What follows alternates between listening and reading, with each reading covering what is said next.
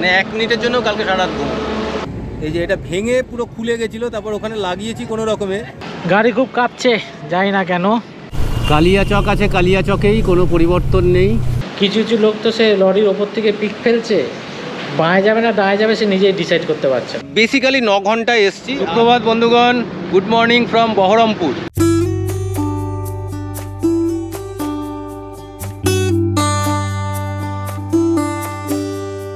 আমরা বেরিয়ে পড়েছি আর একটা রোড ট্রিপে। থাম্বনেল আর টাইটেল দেখে তো বোঝাই গেছে যে আমরা কোথায় যাচ্ছি, আমরা কারা, সেই ইন্ট্রোডাকশন একটু হয়ে যাক। এই যে বাপি, সেই লাদাখের পর আমরা এরকম লম্বা ট্রিপে দুজনে এই প্রথম বেরোলাম 2022-এর পরে।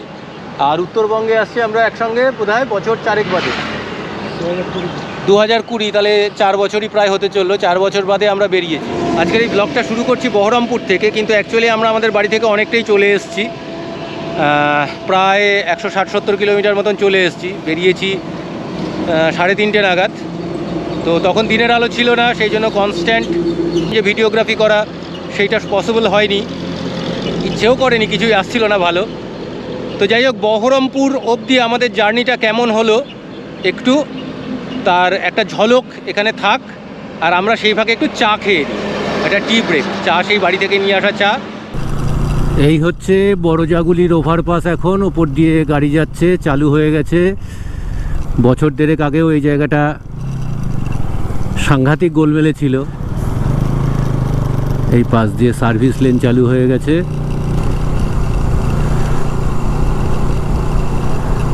ভালো কন্ডিশনেই আছে।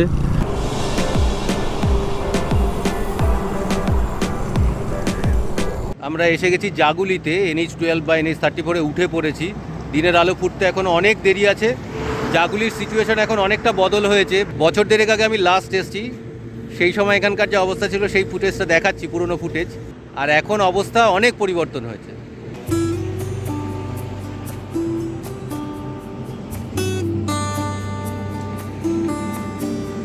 লাইটগুলো এখনও লাগানো হয়নি, এগুলো লাগানো হয়ে গেলে ওভারপাসটা আরও সুন্দর দেখাবে।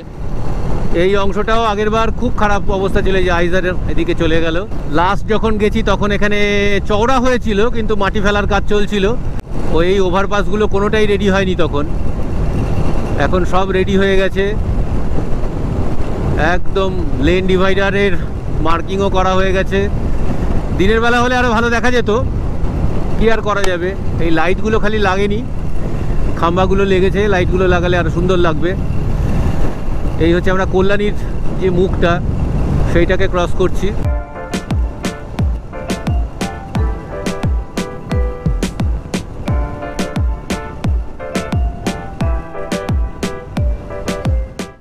সামনে টোল বুথ আসছে।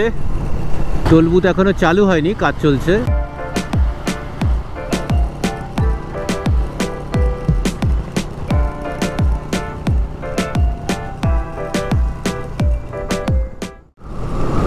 এই হচ্ছে চাকদা। এখানেও ওভারপাস হয়ে গেছে, সুতরাং এখানেও ঝামেলা অনেক কমে গেছে। রানাঘাট থেকে এই বড়জাগুলি অবধি আসতে ফেরার সময় কি দুঃসহ অবস্থা ছিল। রাস্তা যেন শেষই হয় না, এরকম একটা সিচুয়েশন হতো। এখন সেই সমস্যাটা নেই, দিব্যি সুন্দর যাচ্ছে আমরা। খালি এই ওভারপাসগুলোতে লাইট থাকলে আরও সুন্দর লাগতো। রাত্রেও ব্যাপারটা খুব দর্শনীয় হতো, দৃষ্টিনন্দন হতো ব্যাপারটা। হয়ে যাবে আর কিছুদিনের মধ্যে নিশ্চয়ই। এই হচ্ছে রানাঘাটের সেই চার্চ। এখান থেকে এই রাস্তাটা পেরোতে কি দুঃসহ একটা যন্ত্রণা ছিল, কিন্তু এখন একদম ফার্স্ট ক্লাস। দেখতেই পাচ্ছেন। কিন্তু এখানে সম্ভবত একটা লেন চালু হয়েছে, ওই জন্য উল্টো দিকের গাড়িও এই লেন দিয়েই আসছে। কত জলদি রানাঘাট চলে আসলাম। এই যে এই ওভারপাস হয়ে গেছে, ফ্লাইওভার। এটা একদম রেল লাইনটাকে ক্রস করে দেবে। যে রেল লাইনে দাঁড়ানোটা একটা অবধারিত ব্যাপার ছিল, রেলগেট বন্ধ থাকতো এবং তারপর একটা বিশৃঙ্খলভাবে ট্রাফিকটা চালু হতো যখন রেল লাইনটা খুলে দিত। তো ওইখানে অনেকটা সময় যেত এবং রাস্তার কোয়ালিটিও খুব খারাপ ছিল, গর্ত ছিল ইত্যাদি ছিল। এখন ব্যবস্থাটা খুবই ভালো হয়েছে। 4 লেনটা চালু হয়ে গেলে আরও সুন্দর হবে ব্যাপারটা। এইটা একটা মাইলস্টোন মতন, ল্যান্ডমার্ক মতন এটা একটা। এই যে মনোরমা হসপিটাল, এখান দিয়েও একটা ওভারপাস হয়ে গেছে, ফলে এখানেও সমস্যাটা একদমই চলে গেছে। এই জায়গাটুকু পেরোতেই, এই 1-150 মিটার পেরোতেই তখন আগে প্রায় 20-25 মিনিট লেগে যেত। সেই সমস্যাটা একেবারেই গেছে এখন। এই যে পুরোদমে রাস্তার কাজ চলছে, ওইটা খুব শিগগিরই ওই লেনটাও চালু হয়ে যাবে। এই যে এখান থেকেই শিলিগুড়ি দেখা যাচ্ছে কিন্তু বোর্ডে। আমরা নর্মালি রানাঘাট থেকে একটা ভেতরের রাস্তা দিয়ে যেতাম, তাহেরপুর হয়ে একটা ভেতরের রাস্তা দিয়ে যেতাম, ডান দিকে টার্ন নিতাম, যেটা আমাদের খুব প্রিয় রাস্তা ছিল। আমরা নর্মালি সেই রাস্তা দিয়েই যেতাম যতবার উত্তরবঙ্গ গেছি বা সিকিম গেছি। কিন্তু এই যে ওভারপাসটা পেরোলাম, ওই রাস্তাটা, ওই টার্নিংটা ওই ওভারপাসের নিচ দিয়ে চলে গেছে, ফলে ওটা আমরা এখন আর বুঝতে পারলাম না। আমরা এখন যাচ্ছি হচ্ছে শান্তিপুর হয়ে কৃষ্ণনগর ঢুকবো। ভেতরের রাস্তাটা যেটা বাতকুল্লা রোড, সেই রাস্তাটা এবার আর আমরা নিচ্ছি না। আমি এই প্রথমবার শান্তিপুর হয়ে শিলিগুড়ি যাচ্ছি। আগে এই বাতকুল্লা রোডটা অনেক বেটার কন্ডিশনে ছিল, ফলে ওইটা দিয়েই যেতাম। এই প্রথমবার আমরা শান্তিপুর হয়ে কৃষ্ণনগর হয়ে পৌঁছবো আর কি। রাস্তার কন্ডিশন তো আপনারা দেখতেই পাচ্ছেন, খুবই ভালো, খুবই ভালো। এই শান্তিপুর পেরোচ্ছি, এখানেও ওভারপাস, সর্বত্র এখন ওভারপাস হয়ে গেছে। বাপির জ্যাকেট আর প্যান্ট থেকে লাইট রিফ্লেক্ট করে ব্যাপক লাগছে কিন্তু দেখতে।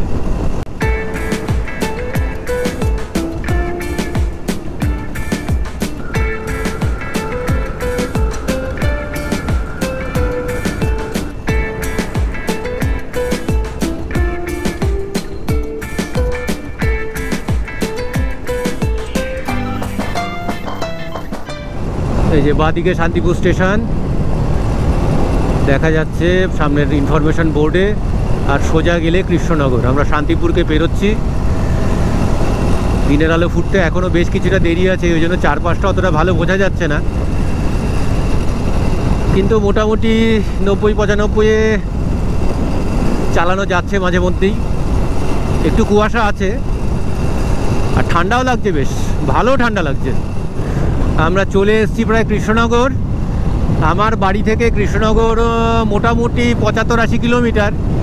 আগে সময় লাগতো প্রায় 2.5 ঘন্টা। 4টে বেরোলে 6:30 নাগাদ এসে কৃষ্ণনগরে পৌঁছতাম, কিন্তু এখন মোটামুটি 1 ঘন্টা 10-15 মিনিটেই আমরা কৃষ্ণনগর চলে আসলাম। তাও মাঝখানে একটা পেট্রোল ব্রেক নিয়েছি আমরা। এই জায়গাটা আগে একদম মারাত্মক একটা জঞ্জালের মতন অবস্থা হয়েছিল, অথচ এখন কি সুন্দর হয়ে গেছে। এই ওভারপাসের যে রাস্তাটা, এই যে এটা হচ্ছে বাতকুল্লা রোড, এইখান দিয়ে আমরা যেতাম। আর এই ওপরের রাস্তাটা চলে গেছে হচ্ছে কলকাতা, মানে উল্টো দিকের লেনটা, ডাউন লেনটা হচ্ছে ওপরের এইটা দিয়ে গেছে। বহরমপুর এখান থেকে 90 কিলোমিটার, বেথুয়াডৌরি 30 কিলোমিটার। আমরা এখন বেথুয়াডৌরি পেরোচ্ছি। বাড়ি থেকে 100 কিলোমিটারের একটু বেশি চলে এসেছি। দিনের আলো ফুটে গেছে, তার ফলে সাধারণ লোকজনের চলাফেরা চালু হয়ে গেছে, ফলে ওই যখন তখন যেখান থেকে সেখান থেকে লোকজন গাড়ি ঘোড়া বেরিয়ে পড়া, রাস্তা ক্রস করা। ওই যে সামনে একজন এক্সাম্পল বলতে বলতে হয়ে গেল, ফলে এখন একটু দেখে চালাতে হচ্ছে। যখন অন্ধকার ছিল তখন বোধহয় এর থেকে অনেক নিশ্চিন্তে চালানো যাচ্ছিল। তো এই জিনিসটা চলবে। এখানে আরও বিশেষ করে গার্ডরেলটা দেওয়া নেই পাশের, ফলে ইজি অ্যাক্সেস। যেখানে দেওয়া আছে সেখানে এই ভয়টা একটু কম। যাই হোক, খুব কুয়াশার মতন রয়েছে, ভালো ঠান্ডা লাগছে। ওখানে গরমে ছটফট করছি, আর এখানে ভালো কুয়াশা। ওই যে টোটো অটো সব ক্রস করছে। চলে এসছে আজকে আমাদের প্রথম অপারেশনাল টোল প্লাজা। আগের যে টোল প্লাজাটা পেয়েছিলাম সেখানে এখনও কাজকর্ম শুরু হয়নি। এইটাই হচ্ছে আমাদের প্রথম অ্যাক্টিভ টোল প্লাজা।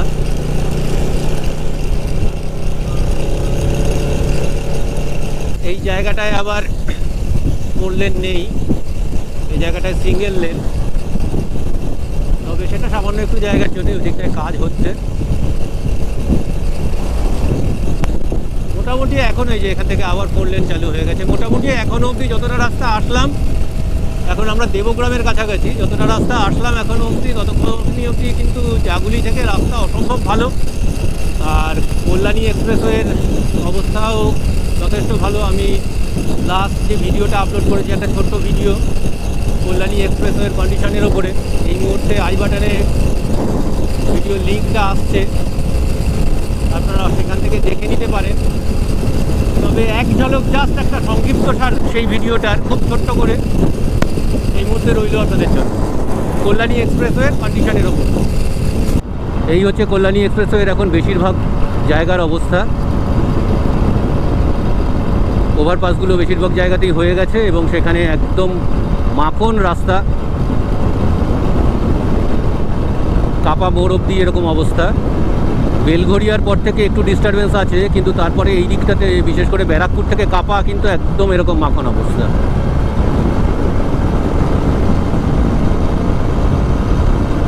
এমনকি লেন ডিভাইডারের যে দাগগুলো সেগুলোও এখানে কাটা হয়ে গেছে সব। এই সাইডের গার্ড রেলগুলো অর্থাৎ পাশে যে ব্যারিয়ারগুলো থাকে সেগুলোও বেশিরভাগ জায়গায় বসে গেছে এবং কোনো কোনো জায়গায় রঙও হয়ে গেছে। ডিভাইডারে গাছপালা লাগানোর কাজও অনেক জায়গাতেই কমপ্লিট। এইখান থেকে আবার সিঙ্গেল লেন শুরু হয়ে গেল, এটা চলবে খানিকটা। এই যে আবার 4 লেন চালু হয়ে গেছে। ওই জায়গাটাতে কোনো কারণে কাজটা কমপ্লিট করা যায়নি। দেবগ্রামের এই জায়গাটাতে এখনও 4 লেন হয়নি এবং বাড়ি থেকে বেরিয়ে এই প্রথম একটু জ্যামের মুখোমুখি হলাম। ভালো জ্যাম আছে এখানটাতে, জানি না কতটা লম্বা, কিন্তু আছে। সূর্য বেশ খানিকটা উঠে গেছে উপরে, এখন বাজে প্রায় 5:45, কিন্তু বেশ ভালো কুয়াশা আছে, বেশ ভালো কুয়াশা আছে। বেলডাঙ্গা, রেজিনগর এই সমস্ত জায়গাতে কোথাও কোথাও এখনও 4 লেন হয়নি। তবে তাও লাস্টবার যখন এসেছিলাম তখন যা সারফেস কোয়ালিটি ছিল রাস্তার, সেই তুলনায় অনেকটা ভালো হয়েছে, খানাখন্দটা কমেছে। এখানে আসলে আমার এই বাড়িটা দেখে খুব ভালো লাগে, পাখি বাড়ি। এই একটা যন্ত্রণার জায়গা, ওভারপাসটা এখনও কমপ্লিট হয়নি। এই রেল ব্রিজটা পড়া থাকলে এখানটায় খুব ডিস্টার্ব হয়, অনেকক্ষণ সময় যায়। আর এখানে না প্রচণ্ড বড় বড় গর্ত ছিল, সেই গর্তটা এখন নেই দেখছি, কিন্তু ওভারপাসটাও এখনও কমপ্লিট হয়নি। সম্ভবত এই মোড়টার নাম হচ্ছে সুভাষগ্রাম মোড়। এতদিন পর্যন্ত কি হতো, আমরা এই দিক থেকে আসতাম, এসে এই যে সামনে রাস্তাটা দুভাগ হয়েছে, এখান থেকে আমরা বাঁ দিকের রাস্তাটা দিয়ে চলে যেতাম এবং গোড়াবাজার হয়ে KN কলেজের পাশ দিয়ে আমরা বেরোতাম, বহরমপুরে যেতাম। কিন্তু এখন বহরমপুর বাইপাস চালু হয়ে গেছে, সেই জন্য আমরা বাঁদিকের এই রাস্তাটা ধরবো না, আমরা ডান দিকের রাস্তাটা ধরে বহরমপুর বাইপাসে যাব। এটা হচ্ছে বহরমপুর শহরে যাওয়ার রাস্তা, আর আমরা বাইপাস করছি এইভাবে।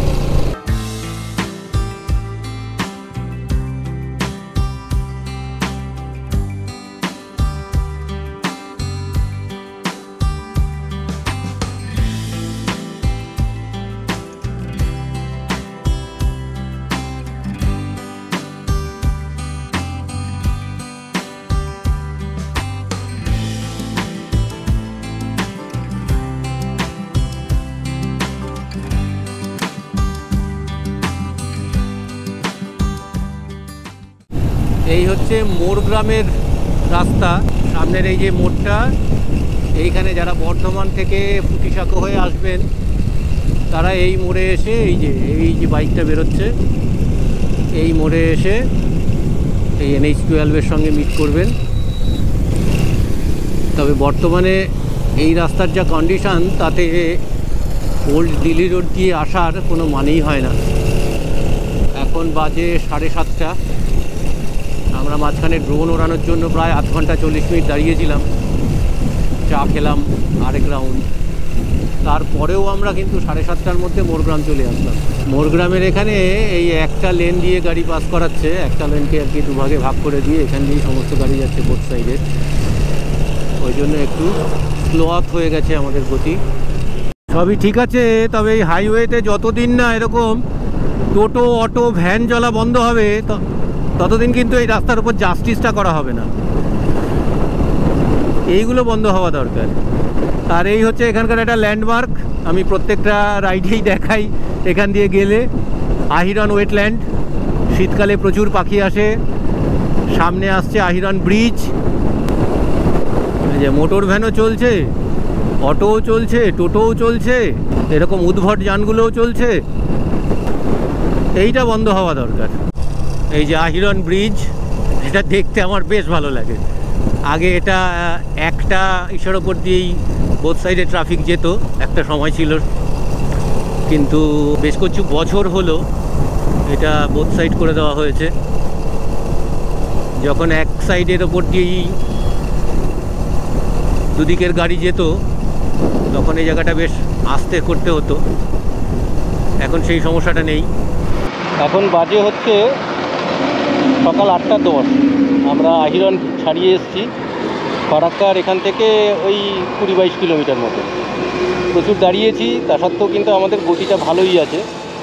যদিও বহরমপুর বাইপাস ছাড়ানোর পর থেকে রাস্তার সারফেস কোয়ালিটি একটু খারাপ। তার আগে অবধি যেরকম রাস্তা ছিল, যেমন উমরপুর, আহিরন, এই সমস্ত জায়গায় রাস্তার কোয়ালিটিটা একটু খারাপ। যেন জীবনে কোনো দিন যা হয়নি, এই ট্রিপে সেটা হয়ে গেল। সেটা হচ্ছে যে আমার গাড়ি পড়েও কোনো দিন আমার ইন্ডিকেটার ভাঙেনি। আর আজকে এই যে এটা ভেঙে পুরো খুলে গেছিলো, তারপর ওখানে লাগিয়েছি কোনো রকমে, কিন্তু কিভাবে ভাঙলো জানি না। কোনো ধাক্কা লাগেনি, কিচ্ছু হয়নি। এবার বাপি চাকদা বা রানাঘাট এরকম একটা জায়গায় পাখির সঙ্গে ধাক্কা খেতে খেতে বেঁচেছে, অনেক পাখি উঠছিল। তারপরে বাপি ডেকে ডেকে বললো ওরকমই কিছু একটা হতে পারে, কোনো পাখিতে ধাক্কা লেগেছে। তার কারণ হচ্ছে বাপি এই জিনিসটা খুঁজে পেয়েছে, পাখির পালক লেগে রয়েছে। এখন বাজে 9:10, আমরা ফারাক্কা পেরিয়ে এসেছি। প্রচণ্ড জ্যাম ছিল। আরে ভাই, হর্ন দিলে কি আমি উড়ে যাব রে? তা সত্ত্বেও এদিক ওদিক করে বেরোতে পেরেছি।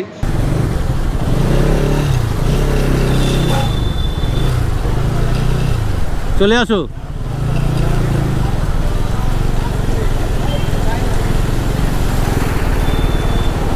বেরিয়ে এসে একটা পেট্রোল পাম্পে তেল ভরলাম। লালমোহনবাবুর খিদে পেয়ে গিয়েছিল, আমাদেরও খিদে পেয়েছে। তো পাম্পের পাশেই একটা হোটেল, সিংজির হোটেল বলে, সেখানে এখন একটু দাঁড়িয়েছি, রেস্ট নেব, ব্রেকফাস্ট করব, ওষুধপত্র খাবো, তারপর আবার বেরোবো। এই হচ্ছে সেই হোটেল। অ্যাকচুয়ালি আমরা ধুলিয়ানের কাছে এসছি, ধুলিয়ানের সিংজির হোটেল ও রেস্টুরেন্ট। আর এই পাম্পটা থেকে তেল ভরলাম। রাস্তা তো কিছু জায়গায় খুবই ভালো আছে, কিন্তু বহরমপুরের পরে থেকে রাস্তাটা একটু খারাপ। বিশেষ করে ফারাক্কার আগে রাস্তা খুবই খারাপ, মোড়গ্রাম ওইসব জায়গায়। দিনে আলো ফুটে গেল, রাস্তার লোকও সব বেরিয়ে আসলো, টোটো গাড়ি সবই বেরিয়ে এসছে, তাতে আমাদের স্পিডটা একটু কমে গেছে। কিছু কিছু লোক তো সে লরির ওপর থেকে পিক ফেলছে, বাঁয়ে যাবে না ডায়ে যাবে সে নিজেই ডিসাইড করতে পারছে না, এরমভাবে গাড়ি চালাচ্ছে। এবং আরেকটা ব্যাপার হচ্ছে, রাস্তার মধ্যে ডাম দিয়ে এমনভাবে করে রেখেছে, তাতে স্পিডটা খুব প্রবলেম হচ্ছে। ঠিক স্পিডে আসা যাচ্ছে না অনেক জায়গাতেই। আর রাস্তা অনেক জায়গায় সারাইও হচ্ছে, ব্যারিকেড দেওয়া আছে। এছাড়াও ওভারঅল ঠিক আছে। অ্যাকচুয়ালি আগের থেকে ট্রাভেল টাইম এখন অনেক কমে গেছে, এটা বোঝা যাচ্ছে। কারণ আমরা যে সময় বেরিয়েছি সে সময় বেরিয়ে নর্মালি আমাদের এখানে আসতে 12টা সাড়ে 12টা বেজে যেত, সেখানে আমরা 9টার মধ্যে ঢুকে গেছি ধুলিয়ানে এখন আমরা। এইবার সেকেন্ড যেটা হলো যে আগে আমাদের অনেকবার রেস্ট নিতে হতো, রাস্তা খারাপ থাকার কারণে আমাদের ক্লান্তিটা বেশি হতো, রেস্ট আমরা বেশি নিতাম। এবার বেসিক্যালি কোনো রেস্টই নিইনি, দুবার খালি চা ব্রেক নিয়েছি, 5 মিনিট জাস্ট দাঁড়িয়েছি, চা খেয়েছি, চলে গেছি, বেরিয়ে এসেছি। এই প্রথম ট্রু সেন্সে আমরা রেস্ট নিচ্ছি 280-85 কিলোমিটার চালানোর পরে।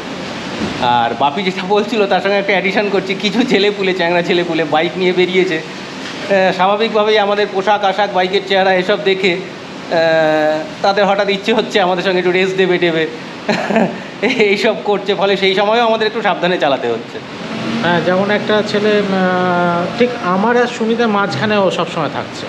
তা এক জায়গায় আমরা ইচ্ছা করে দাঁড়িয়ে গেলাম, বলতে গেলে দাঁড়িয়ে যাওয়ার ফলে ছেলেটা একটু রাগ হয়েছে, পেছন ঘুরে তাকিয়ে বেরিয়ে গেল। বেশ ভালো মজার ব্যাপার হলো। আমাদের খাবার চলে এসছে, চিকেন কষা, রুটি, চা আচার দিয়েছে।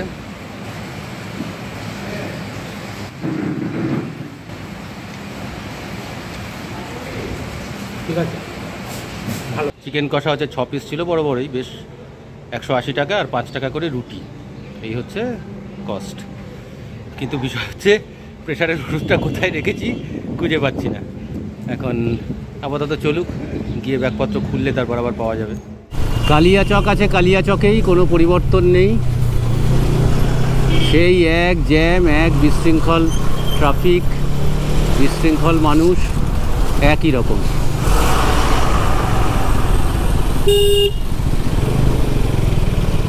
আমরা চলে এসেছি মালদা বাইপাসের কাছে। কালিয়াচকের জ্যামটা একদম একটা অস্বাভাবিক অবস্থা।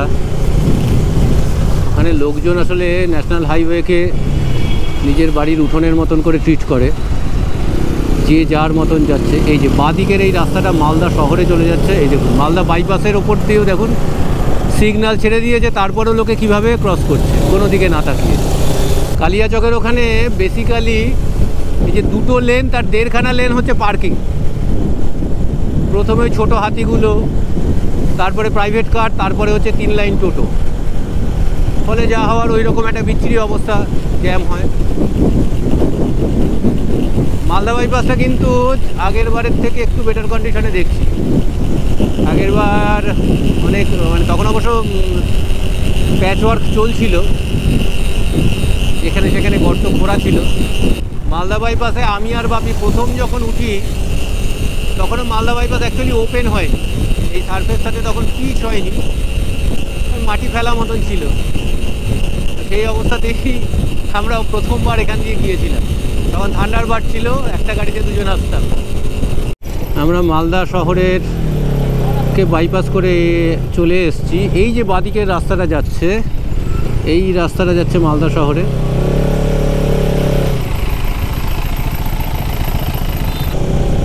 ওইটা হচ্ছে পুরনো রাস্তা, ওই যে সাদা গাড়িটা টোটোগুলো অটোগুলো যাচ্ছে, ওইটা হচ্ছে পুরনো রাস্তা।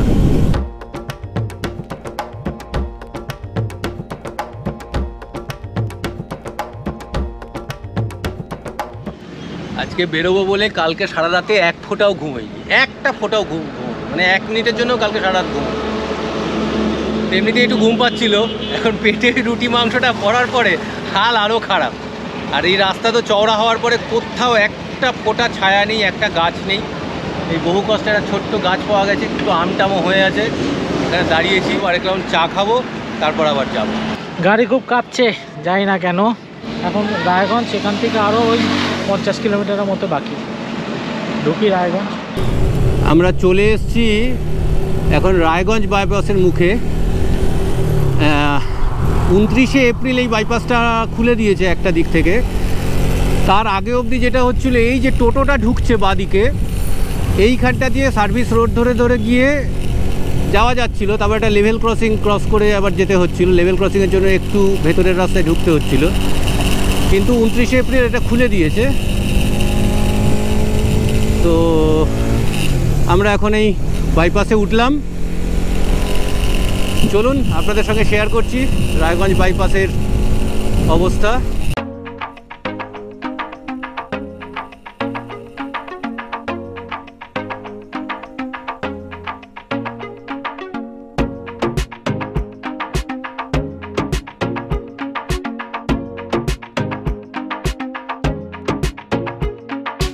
যত অবধি খোলেনি তখন এইখান দিয়ে নেমে গিয়ে বা ওই ভেতর দিয়ে একটা রাস্তা ছিল, সেই রাস্তা দিয়ে 3 কিলোমিটার গিয়ে তবে আবার এই বাইপাসটাকে মিট করতে হতো।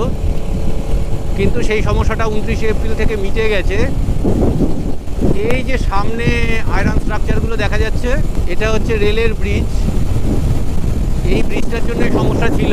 এখন আমরা যে রাস্তাটা দিয়ে যাচ্ছি, এটা দিয়েই দুপাশের গাড়ি পাস করে, দুদিকের গাড়ি। ওই দিকটা এখনও খোলেনি, এই যে আটকানো রয়েছে এই দিকটা, এইটার কাজ চলছে এখনও, আর এইটা খুলে দিয়েছে। এই যে রেল লাইনটা, এই রেল লাইনটাকে ক্রস করবার জন্য যত ঝামেলা ছিল এতদিন, সেই সমস্যা মিটেছে। ওই ভেতর দিয়ে ঘুরে এসে 4 কিলোমিটার মতন করতো, আবার এই যে এইখানটায় এসে এটাকে মিট করতো। মানে জাস্ট এই 200-250-300 মিটারের জন্য 4-5 কিলোমিটার ঘুরতে হচ্ছিল। সেই সমস্যাটা এখন মিটে গেছে, এখন একদম ফার্স্ট ক্লাস। এর আগের একটা ভিডিওতে যখন ডালখোলা বাইপাসের ওপর দিয়ে প্রথম গিয়েছিলাম, তখন আমি একটা অদ্ভুতভাবে খুব আনন্দ পেয়েছিলাম যে ডালখোলার ওই যন্ত্রণা যে থাকতে পারে, জ্যামজট,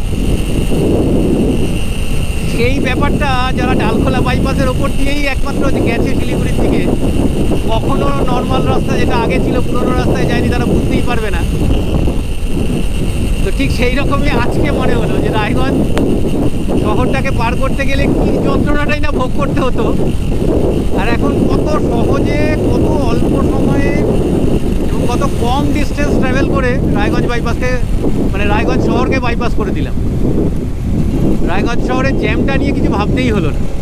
প্লাস রাস্তা তো খারাপ ছিলই, অসম্ভব বাজে রাস্তা কিছু কিছু জায়গায় আছে ওখানে। বিশেষ করে শিলিগুড়ি মোড় পার হওয়া, এটা একটা সাংঘাতিক সমস্যার বিষয় ছিল। যাই হোক, খুব শিগগিরই আশা করি রেলের ওই পাশের ব্রিজটাও খুলে দেবে, তখন ব্যাপারটা আরও সুবিধাজনক হবে, আরও ভালো হবে। এই হচ্ছে কুলিক নদী। আমরা যখন আগের রাস্তাটা দিয়ে যেতাম তখন এই কুলিকের পাশ দিয়েই যেতাম। কুলিক পক্ষী নিবাস এবং ফরেস্ট ডেভেলপমেন্ট কর্পোরেশনের যে লজ, যেখানে আমরা থাকতাম মাঝে মধ্যে। তো এখন তো রাস্তাটা তার থেকে অনেকটা দূর দিয়ে যাচ্ছে, ওই জায়গাটা যেতে হচ্ছে না। তো এই কুলিক নদীর ওপর দিয়েই এই রাস্তাটা তৈরি হয়েছে, ব্রিজ করে দেওয়া হয়েছে ওই জায়গাটাতে। যদিও কুলিকের যা অবস্থা দেখে মনে হয় যে একটা নালা, আমাদের বাগের খালের মতন খানিকটা। এই হচ্ছে বোতলবাড়ি মোড়। এই যে আগে কি করতাম আমরা, এইখান দিয়ে ওই যে ট্রাকটা ঢুকছে ওই রাস্তা দিয়ে বোতলবাড়ি রোড হয়ে গিয়ে ধানতলার কাছে গিয়ে আবার এই রাস্তাটায় উঠতাম, অর্থাৎ NH উঠতাম, এই যে এইখান থেকে, এই মুখ থেকে। এই এখন আমরা যে রাস্তাটায় যাচ্ছি এটা যেমন কিষানগঞ্জ হয়ে যায়, অর্থাৎ বিহারের মধ্যে ঢুকতে হয়। ওই রাস্তাটা দিয়ে গেলে ওটা বিহারের মধ্যে ঢুকবার কোনো প্রশ্নই ওঠে না, ওই জন্য ওই রাস্তাটাকে বেঙ্গল টু বেঙ্গল রাস্তাও বলা হতো। এবার যবে থেকে ডালখোলা বাইপাস চালু হয়ে গেছে তবে থেকে আর ওই রাস্তায় যাইনি কখনো। জানি না এখন কি কন্ডিশনে আছে বোতলবাড়ি রাস্তা।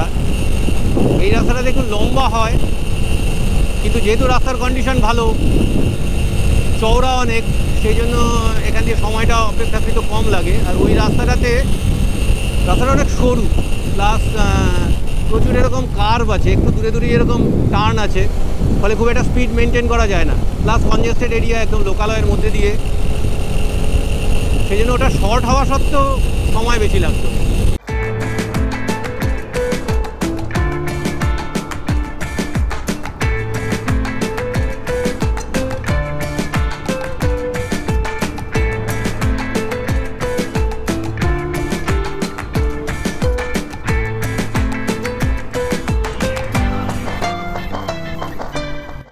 এই হচ্ছে ডালখোলা শহরকে বাইপাস করছি।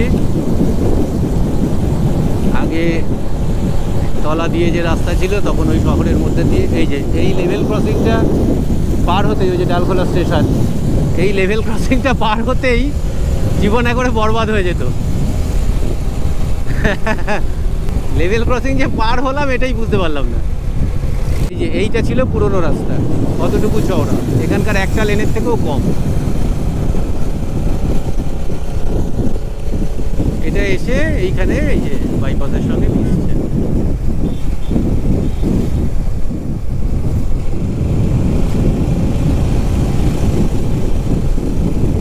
এই যে পুরনো রাস্তা এইটুকু সরু ছিল। চলে এসছি বিহার মোড় বা পূর্ণিয়া মোড়। এখান থেকে বাঁ দিকে গেলে হচ্ছে পূর্ণিয়া, আর ডান দিকে গেলে কিষানগঞ্জ হয়ে শিলিগুড়ি, অর্থাৎ আমরা বিহারে এন্ট্রি নিচ্ছি। কিষানগঞ্জ এখান থেকে 28 কিলোমিটার ডান দিকে, শিলিগুড়ি হচ্ছে 127 কিলোমিটার ডান দিকে, আর পূর্ণিয়া হচ্ছে 42 কিলোমিটার বাঁ দিকে। এই ফ্লাইওভারটা আমি লাস্টবার যখন এসেছিলাম তখন চালু ছিল না।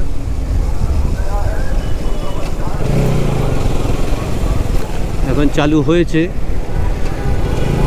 হ্যাঁ, উন্নতি হয়েছে, কিন্তু সাংঘাতিক কিছু হয়নি। হ্যাঁ, লাস্টবার যখন এসেছিলাম তখন এখানে খোঁড়াখুড়ি চলছিল। এই হচ্ছে তার ফুটেজ, সেই পুরনো ফুটেজ। এইবার শুনেছি একদম ওই ইসলামপুর বাইপাস অবধি রাস্তার অবস্থার খুব একটা পরিবর্তন হয়নি। এই রাস্তাটার মেন সমস্যা হচ্ছে চওড়া ঠিকঠাক রাস্তা, দুপাশে বেশ সুন্দর জারুল গাছ টাছ আছে, ভালো দেখতে ভালো লাগে, কিন্তু হঠাৎ হঠাৎ এক একটা জায়গায় আনএক্সপেক্টেড গর্ত, মানে পুরো রাস্তাটা মসৃণ চলছে, হঠাৎ একটা বিশাল গর্ত এইরকম হয়। তা শুনেছি এটার খুব একটা ইমপ্রুভমেন্ট হয়নি লাস্ট রিপোর্ট অনুযায়ী, তো দেখা যাক কীরকম দাঁড়ায়। অন্যবার এখানে পৌঁছতে পৌঁছতে মোটামুটি 3:30 4টে বেজে যায় বিকেলে। এবার আমরা পৌঁছচ্ছি, এখন 1 ঘন্টা খাওয়ার জন্য ওয়েট করেছি, তারপরেও 1:45 বাজে এখন। হ্যাঁ, বড় ব্রেক হচ্ছে খাওয়ার জন্য 1 ঘন্টা ফারাক্কাতে। তার মানে বেসিক্যালি আমরা যদি ঘন্টা 2 বাদ দিই তাহলে আমরা 3:30 9 ঘন্টায় এখানে পৌঁছে গেলাম। রাস্তা ভালো হওয়ার একটা বড় ইয়ে দেখলাম, পুরো এন্টায়ার রাস্তাতে 2 পা দূরে দূরে গিয়ে স্ট্রিট ডগগুলো রান ওভার কেস হয়েছে, মরে রয়েছে। এই রাস্তাটারও একটু ইমপ্রুভমেন্ট হয়েছে বলে মনে হচ্ছে, আগের মতন অতটা গোলমেলে নেই, একটু আনডিউলেটেড আছে, কিন্তু ওরকম অতখানি বড় বড় গর্ত নেই।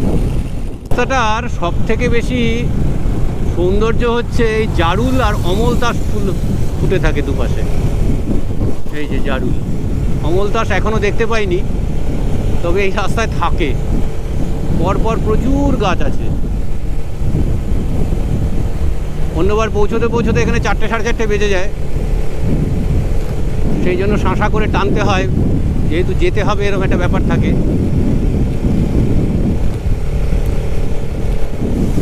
ওই জন্য এবার আমরা একটু সময় দিতে পারছি। এই দেখো, এতক্ষণ পেট্রোল পাম্প পাওয়া যাচ্ছিল না, এখন পরপর পেট্রোল পাম্প পাওয়া যাচ্ছে। হ্যাঁ, এই যে ডান দিকে অমলতাস।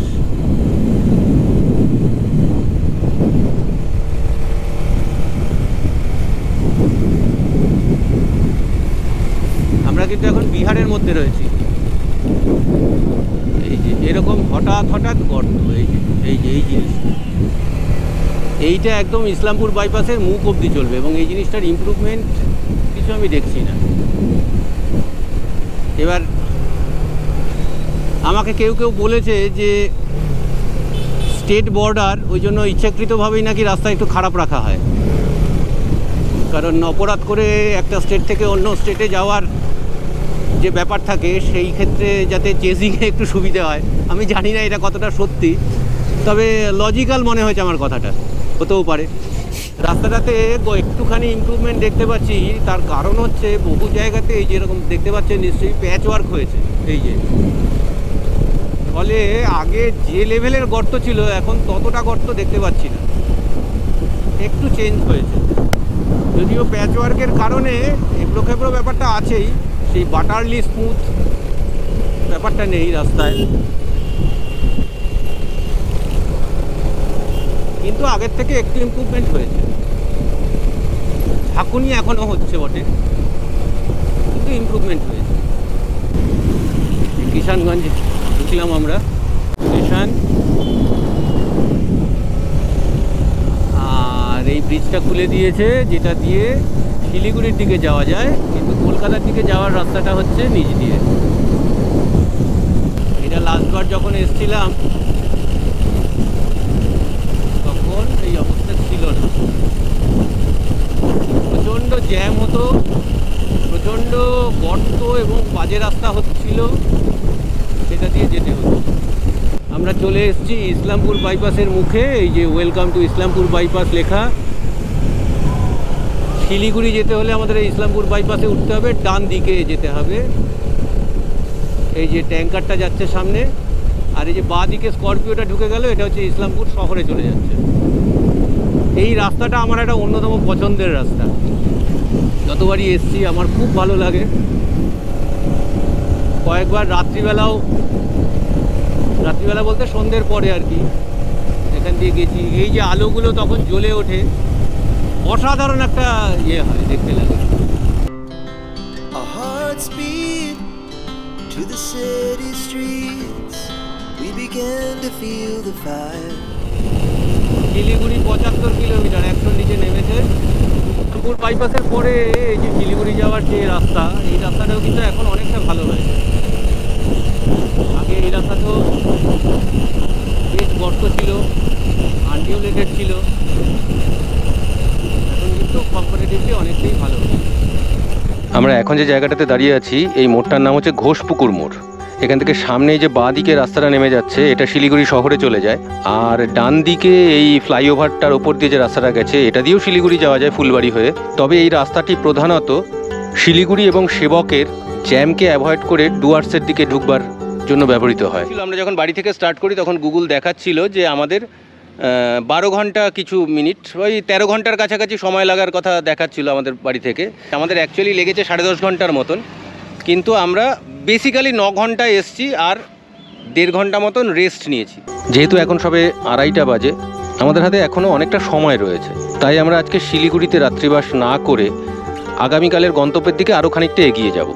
তবে যেহেতু ভিডিওটি অলরেডি অনেকটা দীর্ঘ হয়ে গেছে, তাই এই অংশের জার্নির গল্প থাকবে আগামী পর্বের ভিডিওতে। আগামী পর্বের সেই ভিডিও শুরু হবে এই ঘোষপুকুর মোড় থেকেই। ততক্ষণ পর্যন্ত সঙ্গে থাকুন, দেখতে থাকুন লিভিং ইনসোলিটো চ্যানেল। ভালো থাকবেন সবাই, টাটা।